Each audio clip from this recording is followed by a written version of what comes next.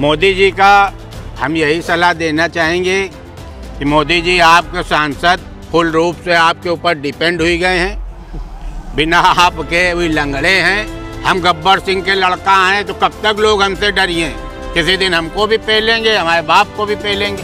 शहर की प्रदेश की हर सास से निवेदन कर रहे हैं, अगर आपका दामाद उस दिन आ जावे ससुराल और उसकी उंगली में स्याही न लगाओ तो लात मार के भगाना। जितने भी हमारे सांसद हैं, अगर उनसे कह दिया जाए कि तुम एक बार निर्दलीय जरा लड़ लो, या बसपा से लड़ लो, कांग्रेस से लड़ लो, सपा से लड़ लो, 50,000 वोट पाए में लाले लग जाइए। चुनाव की सरगर्मियां तेज हो गई है और हम पहुंच चुके हैं कानपुर। यहाँ का मिजाज समझने के लिए कई लोगों से बात हुई, जनता से बात हुई, नेताओं से बात हुई, लेकिन असली कानपुर का मिजाज हमें कैसे मिले, इसके लिए हम मिले एक शख्स, उनसे मिलवाएंगे। तो चलिए उनसे मिलवाते हैं, इंतजार नहीं करेंगे क्योंकि उनको आप देखते ही पहचान जाएंगे। मैं उनका नाम नहीं बताऊंगा, तो आइए मिलते हैं आपसे। तो ये हैं अन्नू अवस्थी कानपुर वाले, और उनके साथ हमारे सहयोगी हैं जितेश अवस्थी। लेकिन भैया ये बात आइए, अन्नू अवस्थी कानपुर वाले, कब से कहना शुरू किया आपने कानपुर वाले? वैसे तो पैदा होते ही कहे लगे रहन, लेकिन फिर कई बार ऐसा हुआ हम जा रहे रहन तो कुछ लड़कियां निकली, तो वही आपस में एक दूसरे से कहीं पहचान तो गई हुई हो इनका, तो फिर हम तब से, क्योंकि महिलाओं की हम इज्जत करते हैं, तो फिर हम भी कहे लगे कहीं कोई मिल जाता पहचान तो गए हुई हो, तो आदमी कहा हाँ भैया पहचान गए। तो एक और जनी कह रहे हैं हम हैं कानपुर वाले, हाँ ऊपर पहुंच गए। हाँ, तो देखिए ऊपर जाने के लिए तो आदमी कितना संघर्ष करता, और हम हैं कानपुर वाले, काली कहे से ऊपर पहुंच जाओ, तो फिर इससे बढ़िया बात क्या है। बढ़िया। ये बताइए कानपुर में चुनाव चल रहा है जी, क्या लग रहा है आपको? देखिए कानपुर का जो माहौल है वो इस समय भाजपा मई है, और हमको नहीं लग रहा है कि कहीं से भाजपा कानपुर में हार रही है। कानपुर में भाजपा बम्पर जीतेगी। चुनाव तो पूरे देश में है जी, आप बता रहे हैं कानपुर की बात जी। कानपुर की जनता कह रही है कि इंडिया गठबंधन भी है साथ में, हुआ तो समाजवादी पार्टी और कांग्रेस सब मिलजुल कर लड़ रहे हैं। आम आदमी पार्टी भी है, आम आदमी पार्टी भी है। देखिए कानपुर में 72 से 75 सीटें भाजपा जीतेगी, ये चीज़ आप लिख के रख लो। और आम यूपी में, हाँ यूपी में, और आम आदमी और ख़ास आदमी का हमें बहुत ज़्यादा अनुभव नहीं है, लेकिन जो इस समय का मिजाज है, जब आप सड़क में निकल रहे हो तो सनातन के झंडे लहर रहे हैं। ये राम मंदिर का घाट छीलने के लिए थोड़ी बना, सनातनियों को एक करने के लिए बनाया गया है, ठीक है। जितना भी सब चल रहा है सनातनियों के लिए, तो हमको नहीं लग रहा कि एक भी सनातनी कहीं और वोट देगा। और उसमें कई सपा के हमारे यादव भाई भी हैं, बाकी अन्य जाते भी हैं, सब एक हो चुकी हैं। और हमको लग रहा है कि सबसे अच्छा तो रहेगा कि जिन पार्टियों ने राम मंदिर में सहयोग नहीं किया है, बहुत से लोग ऐसे थे कि हम राम मंदिर की पूजा माना जाइबे, हमका बुलावा नहीं गा। अगर अब वो देश हित में कुछ करना चाहते हैं तो सीधे सीधे कह दें कि भाजपा को वॉक ओवर जाओ, ले जाओ सब सीटें, हम टाइम भी बचवाएंगे उत्तर प्रदेश वालों का, पैसा भी बचवाएंगे, हम लड़ेंगे नहीं। ये एक देश सेवा के भाव से कहें, क्योंकि लड़ेंगे, पुलिस लगेगी, हमारे सरकारी तंत्र लगेंगे, छोटे छोटे बच्चे लेके लोग ड्यूटी करने जाएंगे और जवानतें तक जब्त हुई जाएंगी लोगों की, लेकिन सरकारी आदमी परेशान हो जाएगा, अरबों रुपया बह जाएगा। तब तो विपक्ष वालों को बड़ा दिल करके ये दिखाना चाहिए कि भैया हम चुनाव नहीं लड़ रहे हैं इस बार, यूपी में भाजपा लड़ ले, बिना लड़े जीत ले, हम हाथ खड़े कर दिया, जय श्री राम। नहीं तो आप कहना चाह रहे हैं कि कोई चुनाव होना ही नहीं चाहिए?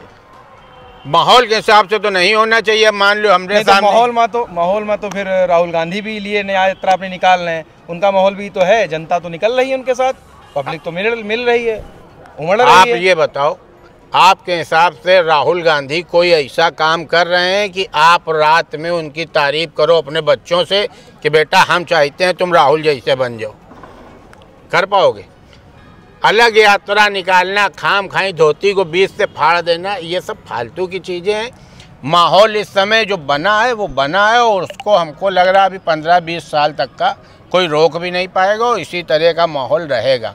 अगर ये अन्य पार्टी वाले ये कर देते हैं, बड़ा हृदय दिखा देते हैं कि हम यूपी में चुनाव नहीं चाहते हैं, भाजपा को वॉक ओवर दे रहे हैं, इन्हीं का माहौल है, तो हमको लग रहा है अगले चुनाव में देश की जनता उसके इनके उस बलिदान को याद करेगी कि ये देश हित में इनने बोला, सरकारी तंत्र को नहीं परेशान किया, पैसा नहीं बर्बाद किया और बड़ा दिल दिखाया और बड़े समझदार लोग, और नहीं तो नौवा के बाद अभी 4 दिन बाद सामने आ जाइए कि कितना को पानी में। अच्छा, कुछ जगह हम लोग गए, पूछा कि वोट किसको दोगे, कहा मोदी जी को। हम कहा अच्छा सांसद कैसा है, कहना नकारा है, बेकार है। हम कहा फिर वो खड़ा हार जाएगा क्या, उन्होंने कहा ना वही बनेगा सांसद, क्योंकि मोदी जी को जिताना है। तो मोदी जी को जिताना है, सांसद नहीं समझ में आ रहा है, लेकिन मोदी को जिताना है, ये कौन सी बात है? देखिए ऐसा है ना कि जब राम जी अयोध्या के थे, पूज हम अपने घर में भी रहे, जिसने आपसे ये कहा उसने बिल्कुल 100% सही बात कही। जितने भी हमारे सांसद हैं, अगर उनसे कह दिया जाए कि तुम एक बार निर्दलीय जरा लड़ लो, या बसपा से लड़ लो, कांग्रेस से लड़ लो, सपा से लड़ लो, 50,000 वोट पाए में लाले लग जाइए, क्योंकि मोदी को ही सब लोग सपोर्ट कर रहे हैं, मोदी ही जीत रहे हैं जगह जगह से। अगर मोदी जी का नाम और योगी जी का नाम हट जाए तो ये जो सांसद हैं इनकी जमानतें जब्त हो जाएंगी। हेमा बिल्कुल जो आपसे बताई से बहुत सत्यवादी टाइप का आदमी बताई, तो यही है, केवल मोदी जी के ही नाम से चुनाव जीता जाएगा। और हमारे कानपुर की जो स्थिति है, अगर मोदी जी अपनी खड़ाऊ भेज दें रामचंद्र जी की तरह, और ये कहा जाए कि ये खड़ाऊ रहेगा सांसद की जगह और वोट दो ना दो, तब भी भाजपा ही जीतेगी। चलते चलते कौन सा काम ये है बताइए, ये आपने ये कहा कि मोदी जी के नाम पर वोट हो जाएगा, मोदी जी खड़ाऊ भेज दे हो जाएगा, तो फिर लोकसभा चुनाव में कैंडिडेट खड़े क्यों करते हैं? अरे तो हम राष्ट्रपति वाला पैटर्न शुरू कर दिया जाए ना, 1 नेशन 1 इलेक्शन। हमेशा ऐसा नहीं होता है। इस समय तूफान आया हुआ है मोदी नाम का, सनातन के नाम का। इस बार के लिए हम कह रहे हैं कि अगर मोदी के नाम से है तो ये विपक्ष को भी दिख रहा होगा, विपक्ष को भी कुछ नहीं समझ में आ रहा होगा कि कोई और है। हमको कोई एक नाम बता दो आप मोदी के अलावा। अरे तो सनातन, अच्छा तो खाली मंदिर पूजा के साथ साथ डेवलपमेंट, उस पर कोई चर्चा होनी चाहिए भाई। जब हम घर बनवाते हैं, हम देश को एक घर कह रहे हैं, घर में सबसे पहले हम मंदिर बनवाते हैं, वो भी कोण देख के बनवाते हैं, फिर उसके बाद किचन बनवाते हैं। कई करोड़ लोगों को भोजन की व्यवस्था कर रहे हैं, ठीक है, मंदिर बनवा दिया, अब हमारे खाने और पूजने की व्यवस्था हो गई। अब कहा हम बिल्कुल बेकार हैं कि हम कुछ कर ही नहीं पाएंगे, हमका सब कुछ सरकारें चाहिए, जितना देना है उतना वो दे रहे हैं। कानपुर की ज़रूरतें क्या हैं? अगर हम अन्नू अवस्थी से पूछें तो उनके हिसाब से क्या ऐसी ज़रूरतें हैं जो अभी और पूरी होनी चाहिए कानपुर के लोगों के लिए? देखिए, कानपुर में सबसे पहला काम होना चाहिए कि रेलवे लाइन शहर के बीच से हटनी चाहिए। अगर रेलवे लाइन कानपुर के शहर के बीच से हट जाएगी तो कानपुर की 70% दिक्कतें दूर हो जाएंगी, क्योंकि हर रेलवे क्रॉसिंग पे थोड़ी थोड़ी देर में हजारों लीटर पेट्रोल डीजल जल जाता है। पहली चीज़ तो रेलवे लाइन हटनी चाहिए, जो कोई भी सांसद अभी तक करा नहीं पाया। चुनाव में कहते हैं जिस समय चुनाव आता हम रेलवे लाइन हटवा दे, हम टोल प्लाजा ख़त्म करा दे, हम फलाना कर दे, हम ठिकाना कर दे, हम लंका जला दे, और वही के बाद गए। और दूसरी जो बहुत बड़ी दिक्कत है, हमारा कानपुर का 70% सीवर जाम है, सीवर लाइनें जाम है। जिनमें एक बार मोदी जी आके सेल्फी खिंचवाए थे नाले को बंद करा के, मोदी सेल्फी पॉइंट बनी थी, आपको याद होगा, गंगा किनारे शीशा मऊ नाला बंद हुआ था। हाँ, उसमें कुछ लोग आए थे, हमको बहुत ज़्यादा, भाई देखो शादी के बाद उतना हमारा दिमाग काम नहीं कर रहा था कि हम नाली नाला याद। हाँ तो भैया आपके बर्दाश्त करे अली बीबी मिली हुई है, हमारी अफलातून मिली है, हमका नहीं इतना याद रहता है। तो हमें सुना था शीशा मऊ नाला बंद हुआ था, लेकिन कानपुर का 70% सीवर जाम है, चौक है, जिसकी कोई व्यवस्था नहीं है। रेलवे लाइन से पूरा शहर हमारा त्रस्त है, जिसकी कोई व्यवस्था नहीं है। रेलवे लाइन हट जाए, जाम लगना ख़त्म हो जाएगा। सीवर खुल जाए तो ये जो गंदगी पंदगी है ये ख़त्म हो जाएगा। बाकी सब कुछ ठीक चल रहा है, इतना बड़ा शहर है यार, लाखों लोग रह रहे हैं। ये बताइए कि मोदी जी होता है पूरे देश में, 2014 से हो रहा है, क्या है मोदी जी आपकी नज़र में? हमारी नज़र में ये हम लोगों का सौभाग्य है कि मोदी हम लोगों के सामने है। अगर हम लोग मर जाते और तब मोदी आते तो हमारे बच्चे कहते हैं कि कुछ ही दिन पहले हमारे पापा मरे थे, उसके बाद मोदी जी आ गए। क्या है मोदी हम लोगों की नज़र में तो भारत है, हम लोगों की नज़र में सोने की चिड़िया, हम लोगों की नज़र में हीरा, हम लोगों की नज़र में मोदी और योगी भगवान है, जिन्होंने भारत को बिल्कुल भारत बना दिया। बहुत लोगों का मोदी का काम नहीं दिखाई पड़ रहा है कि उनको नहीं दिख रहा, बहुत लोगों का नहीं दिख रहा। बताइए कौन से काम नहीं दिख रहा? कोई काम नहीं दिख रहा है मोदी को। अगर आप काम बताइए ना, काम बताइए, 3 काम बता दीजिए मोदी के। हाँ हल्लो खाली 3 बता दिए, 300 बता दें, 5 बता दीजिए। 370 एक सपना रहा है। एक नेता थे, उनने कहा था अगर 370 हट गई तो हम आत्महत्या कर ले, उस रहू आत्महत्या नहीं करें, पहली चीज। ठीक है, उसके बाद कई करोड़ लोगों को राशन मिल रहा है मुफ्त में मिल रहा होगा, पैसा लेंगे इतने लोगों को राशन मिल रहा है। अच्छा आप तीसरा काम बताइए, फिर पूछते हैं उसको। लोगों को मकान मिले हैं, मकान ठीक है। सड़कें आप देख रहे हो कि किस स्पीड में बन रही, कौनो रोड पे चले जाओ सड़क बन रही है। विकास जितना हो सकता था आज तक का एक भी उनके ऊपर आरोप नहीं लगा, एक दिन की छुट्टी नहीं ली मोदी की। जब कौन प्रधानमंत्री छुट्टी लिया आज तक की? अरे समय कोई ली से कौन नहीं ली, बताइए। अरे ये मनमोहन सिंह ली ने कब छुट्टी ली? अरे बहुत बार ली ने। कब छुट्टी? रजिस्टर आप चेक करा लो, चेक कर लिए हैं। प्रधानमंत्री छुट्टी लेता ही नहीं है। अरे क्यों हमेशा ड्यूटी पर रहता है। अरे मनमोहन सिंह बीमार रहे यार, कहाँ आपका काम करत बैठी, कहाँ रही है? फिर क्या रहा है, अगर कोई अपने अनजान नहीं मोदी जी बीमार पड़ जाएंगे तो छुट्टी नहीं ले। अरे बीमार पड़ जाएंगे तो बात अलग है, अभी 18 घंटे काम करने वाले प्रधानमंत्री हैं। इंदिरा गांधी, राजीव गांधी, वो आपके शास्त्री जी, जवाहरलाल नेहरू सब काम करते थे। देखो भाई हमका बतावा, हमका इतना नहीं पता, हम ये का अच्छी नज़र से देखी तो इका देखे हम मोदी जी का अच्छी नज़र से देख रहे हैं और किताबें लिख रहे हैं। यार इतिहास आपके हिसाब से, जैसे आप एक बार कह रहा हो कि मेहरारू ऐसा बोल देती है कि खून जल जाता है जाड़े में, गर्मी पैदा हो जाती है, तो आपके हिसाब से मोदी जी सारे विपक्ष का ये गर्मी में ठंडा कर दें? विपक्ष ठंडा है ही है भाई साहब, बुद्धि से काम नहीं ले रहा। हम अगर विपक्ष में होते, हम अखिलेश यादव होते या हम राहुल गांधी होते, अपनी पार्टी से कहते कि चुपचाप बैठ जाओ, जो पैसा है उसको बचाए रहो, इस बार हम लोग जीत नहीं रहे, इस बार हम लोग त्याग करेंगे, इन लोगों को जितवाएंगे और इन लोगों को लड़वाएंगे। अब आपने चुनाव में देखा है, अगर आपकी पत्नी सरकारी कर्मचारी होंगी तो नन्हे नन्हे बच्चे गोदी में टांगे चुनाव कराते घूम रहे, तो इससे बचाया जा सकता है। हम कह रहे हैं राशन नहीं फ्री बांट पा रहे हैं, मंदिर नहीं बनवाए, तो हमारे वो आपके परिवार को तो बचा सकते हैं, देश का पैसा तो बचा सकते हैं। एक घोषणा कर दे, दिखावे दम कि हम ना चुनाव लड़ब, चुनाव ना हो। यूपी में हम बाक ओवर दे रहे हैं भाजपा को, क्योंकि भाजपा का माहौल चल रहा, वही जीतेगी, चारों तरफ भाजपा चल रही, लेकिन उनका लड़ना है। कुछ लोग एक किस्सा सुना रहे हैं, एक बहुत बड़े कलाकार रहे और वही गलती कर दी ने राजा के सामने जब बैठा ले गए तो राजा कहे इस गलती की तुमको सजा मिलेगी, ये जूता धरा है, ये एक डलिया प्याज धरी, बताओ जूता खाइयो 10 टो कि ये प्याज खाइयो डलिया भर, तो सोचे जूता खाइबे तो बेइज्जती हुई, प्याज में का लाओ खा ले। तो जैसे 8-10 प्याज खाए, आँख से पानी नाक से पानी गिरे लगा, कहे महाराज ये ना खा पाइबे, जूता खाइबे।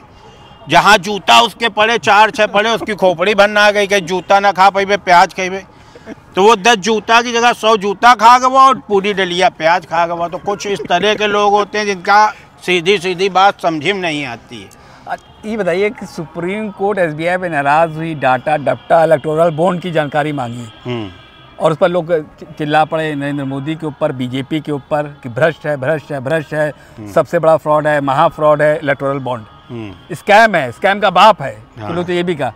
तो इलेक्टोरल बॉन्ड को देखा समझा आपने क्या है? देखिए, जो लोग मोदी पे चिल्ला पड़े तो उनकी कोई गलती नहीं है। 3% लोग धरती पे ऐसे हैं जो अपने बाप से भी संतुष्ट नहीं हैं।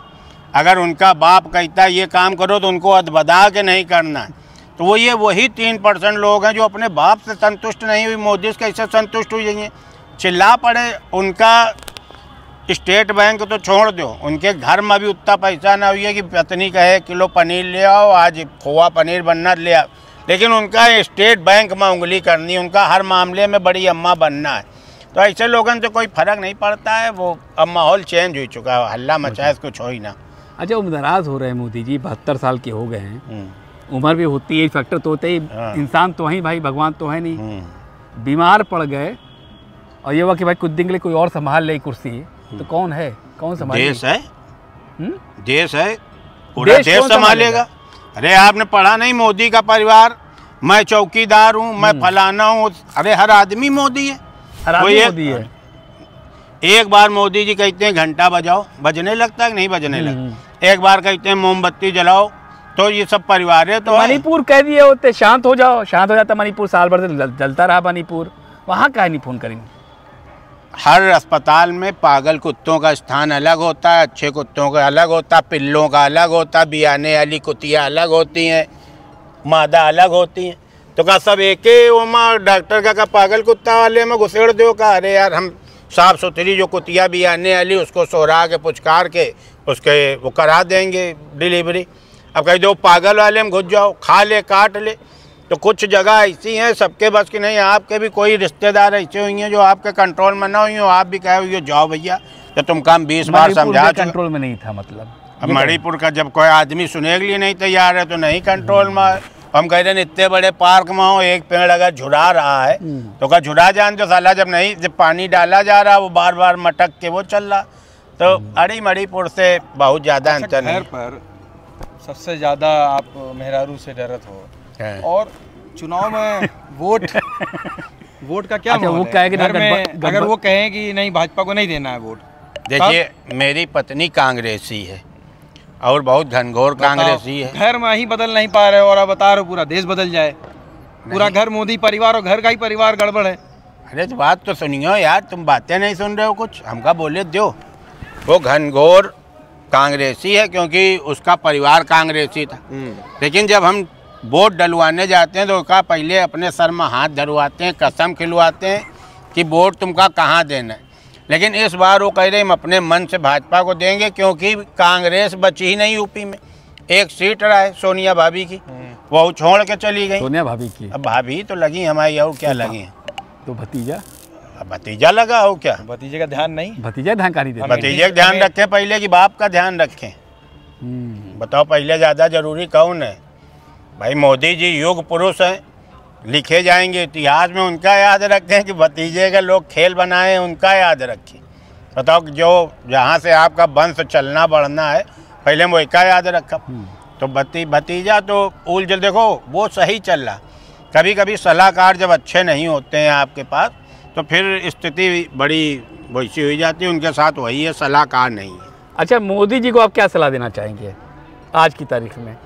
मोदी जी का हम यही सलाह देना चाहेंगे कि मोदी जी आपके सांसद फुल रूप से आपके ऊपर डिपेंड हुई गए हैं, बिना आपके वही लंगड़े हैं, तो उनको कुछ सिखाओ पढ़ाओ। खाली आपके नाम से काम ना चली। हम गब्बर सिंह के लड़का हैं तो कब तक लोग हमसे डरिए? किसी दिन हमको भी पेलेंगे, हमारे बाप को भी पेलेंगे। तो ऐसा ना हो। ये जो इतने कितने सांसद हैं टोटल अभी? हाँ, टोटल बीजेपी के? हाँ, 303 है भाजपा के साथ। तो ये जो 303 है और 400 पार होने वाले हैं, ये आपके जो उंगली पकड़ के घूम रहे हैं, इनसे कहो कुछ अपना भी क्षेत्र में व्यवहार बनावें। ये जो 5-5 साल तक दिखाई नहीं पड़ते हैं ना, पितर पक्ष की तरह साल में 3 दिन के लिए आते हैं कि 2 लुटिया पानी, तो ये सब खराब काम है। और कब तक आप अपने सहारे से उनको चलाओगे? अब उनकी उंगली छोड़ो और उनसे कहो कि अब तुम्हारा काम दिखना चाहिए, नहीं तो बहुत दिन तक का कुछ ना चली, यू ना चलिए फिर आपो ना चलियो। राहुल गांधी, उनका भी कुछ सलाह? देखिए वो सलाहकार रखना है ना। राहुल गांधी केवल अपने सलाहकार अच्छे बना लें। अभी उनके पास सलाहकारों की कमी है। जिस दिन उनके पास सलाहकार अच्छे हो जाएंगे, कांग्रेसी अब भी हैं लेकिन वो भटक रहे हैं क्योंकि उनको वोट डालना है, जरूरी है उंगली में निशान, क्योंकि जिम्मेदार नागरिक तो वो अपना वोट नहीं खराब करना चाहते हैं, इसलिए भाजपा में दे रहे हैं। अखिलेश यादव? अखिलेश यादव व्यक्तिगत तौर पे बहुत अच्छा आदमी है। हमारे हिसाब से उत्तर प्रदेश में 5 मुख्यमंत्री होने चाहिए, 3 इस समय हैं। एक अखिलेश यादव को कर दें जो पढ़े लिखे हैं, अच्छी सलाह देंगे कि ये काम, और 5वां मायावती जी को कर दें। उनके शासनकाल में सरकारी कर्मचारियों के अंदर एक डर था, दहशत थी। वो अपने टाइम से अपने ऑफिस जाते थे, टाइम से निकलते थे। तो ये 5 मुख्यमंत्री हो जाएं तो उत्तर प्रदेश सबसे आगे हो जाएगा। योगी जी का तो कोई जोड़े नहीं है। योगी जी को तो हम लोग योगी जी के ही रूप में देखते हैं। योगी जी ने शहर प्रदेश से दहशत कम कर दी, हमारी माँ बहनों के अंदर एक हिम्मत बढ़ा दी। आज हमारी बिटिया अकेले दम पे उन्नाव से कानपुर आने की दम रखती है। एक समय था कि वो का एक मोहल्ले दूसरे मोहल्ले जाने में डर लगता था। अब उसको लगता है कि जैसे वो डायरेक्ट योगी जी से शिकायत कर देगी और परेशान करने वालों की अभी योगी जी आएंगे चमड़ी छील देंगे। अच्छा, लेकिन अखिलेश यादव तो ये कहते हैं लगातार कि कानपुर में बहुत कुछ उन्होंने दिया, मेट्रो पे जो काम चल रहा है उनकी देन है। तो योगी का काम है कि अखिलेश यादव का काम है? देखो उनने दिया होगा। अब आप चावल ले आओ, ये हल्दी ले आओ, घी ले आए, लेकिन अगर अम्मा तहरी बना के खिलाई ने तो अम्मे का तो नाम लिया जाएगी। जो चावल ले आवा उसका नाम लिया जाए, तेल ले आए, इनका ये थोड़ी जोड़ा जाता है कि अरे नहीं भैया ये हम तहरी खा रहे हैं, ये चावल तो फलाने लेके आए थे, एमा जो तेल पड़ा ठिकाने, ये सब नहीं होता। जो बना के खिला दे वही की जय जयकार होती है। अच्छा, होली पर हमारे जो दर्शक हैं समाल लाइव के, उनके लिए कोई संदेश? तो उनके लिए संदेश कुछ नहीं है, केवल इतना कह रहे हैं जी भर के होली खेलो, पानी से खेलो, अबीर गुलाल से खेलो। अपड़ा कपड़ा कानपुर से बड़ी होली कहीं नहीं होती, लेकिन दारू पी के नशेबाजी करके होली ना खेलो, क्योंकि पुलिस अब वो वाली नहीं रही है। मार नशा उतार दे, कहीं गिरे पड़े हुई हो। बेइज्जती कराने वाला काम ना करना कि दिन में होली खेलो, रात में बंद हो, सब रिश्तेदार थाने के बाहर तुमका छुड़ाए के लिए खड़े।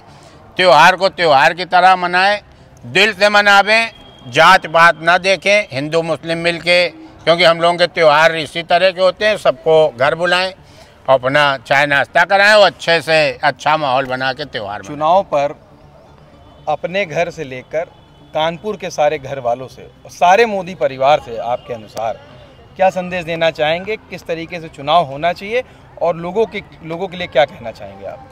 देखिए, हम सबसे पहले तो ये कहना चाहेंगे कि वोटिंग का परसेंटेज बहुत कम है। वोट डालने जरूर जाएं। जो लोग चुनाव वाले दिन ससुराल जाने का प्रोग्राम बना लेते हैं, शॉपिंग मॉल जाने का, चिड़ियाघर घूमने का, वो बिल्कुल 2 कौड़ी के लोग हैं। हम शहर की, प्रदेश की हर सास से निवेदन कर रहे हैं, अगर आपका दामाद उस दिन आ जावे ससुराल और उसकी उंगली में स्याही ना लगा हो तो लात मार के भगाना।